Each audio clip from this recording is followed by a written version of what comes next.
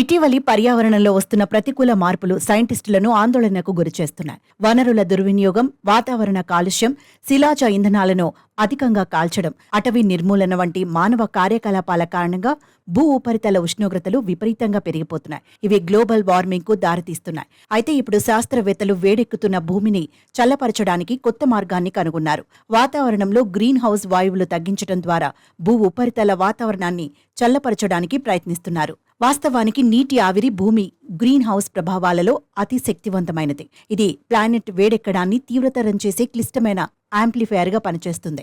NASA ప్రకారం green house వాయువులు లేకుంటే కనుక భూ ఉపరితల ఉష్ణోగ్రతలు దాదాపు 59 డిగ్రీల ఫారెన్హీట్ సెల్సియస్ వరకు చల్లగా ఉంటాయి.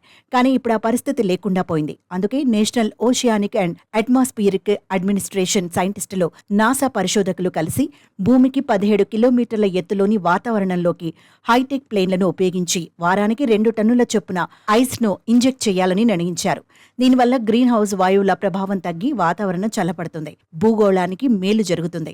అయితే ఈ ప్రయోగానికి ముందు మరిన్ని పరిశోధనలు చేయాల్సిన అవసరం ఉందని శాస్త్రవేత్తలు భావిస్తున్నారు.